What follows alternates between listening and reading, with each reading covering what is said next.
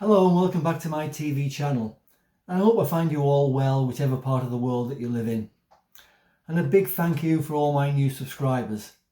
And please hit that like button and make comments to my videos, plus this one and the ones before them and the ones after them. And I hope you liked my last video on the Virgil van Dijk signing on for another 2 years. So it's Leicester City versus Liverpool on Sunday. Well, I'm not going to sit here and give you all facts and figures about Leicester, because all I want to say is they've won 4 games all season out of 32. They're in the relegation zone, and I'm very surprised that they are, because they weren't one of my 3 teams that I picked to go down at the beginning of the season. That was based on the fact that most of the squad had played in the Premier League before, and they had got relegated and then brought them back up from the Championship back into the English Premier League. And I thought they would have been able to hold their own, plus a few additions, but it hasn't been the case. So they rely very heavily on a veteran in Jamie Vardy. He tries hard, but he's not the one to bang all the goals in. He does lay off the ball a few times to his supporting forwards, but they can't convert either.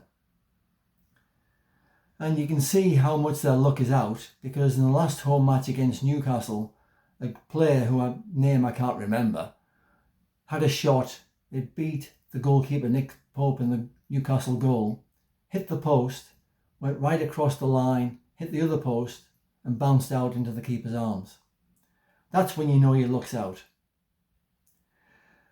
But also, I'm not going to say to you too much about the Leicester-Liverpool record. All I'm going to say is Leicester's record against Liverpool is very poor. So, it's relegation fodder again for Liverpool. But Liverpool, on the other hand, welcome back Trent Alexander-Arnold. He was back in training on Wednesday, and he has trained again on Friday.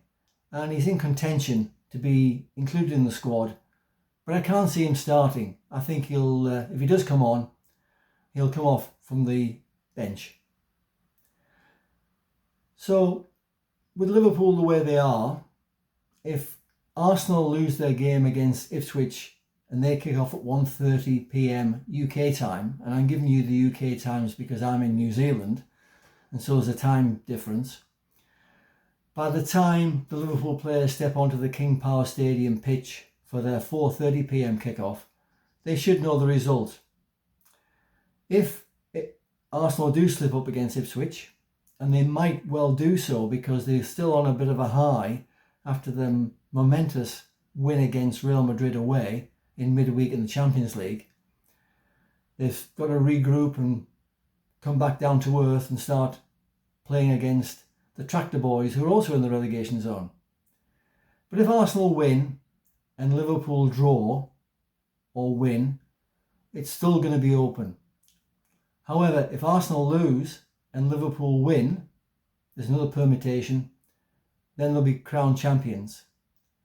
I'd rather see them being crowned champions next week on Sunday against Tottenham Hotspur. Basically because I think the Anfield crowd deserve much better, to be entertained and enjoy the excitement of winning the league. And also everybody watching around the world like me here in New Zealand live on TV can also join in the celebrations. So with that in mind, we need to look at what Liverpool need to do. Well, I think it's about time we started scoring more than 2 goals. We've struggled recently, and this is the time to bag a hatful. Salah, well, he's very close to breaking records, and he really needs to start scoring goals again, or assisting like he did last week against West Ham. So my team lineup, well, I'd like to see some changes again, a bit of a freshening up, a bit of rotation.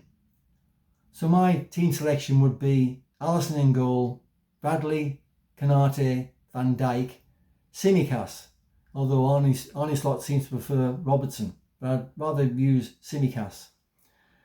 And I'd use Ryan Gravenberch, but I'd use Curtis Jones or Harvey Elliott in midfield and give Szoboszlai and McAllister a rest. I'd also like to see Frederick Chiesa get a start, or at least play some of the game.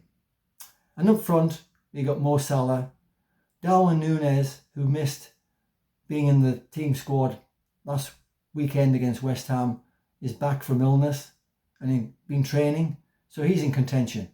I'd like to see Darwin Núñez start, but usually it's Diego Jota and then Luis Diaz. But whoever he starts, obviously he's going to have strength on the bench that he can bring on depending on how the game's going. But all in all, I think a score prediction, well, I'd like to see 4-0. I think it has to be comprehensive.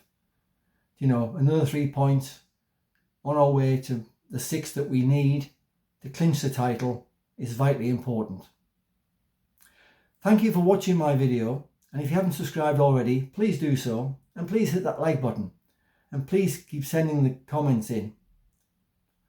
And also look forward to my next video when I do the post-match analysis and reaction after the game on Sunday.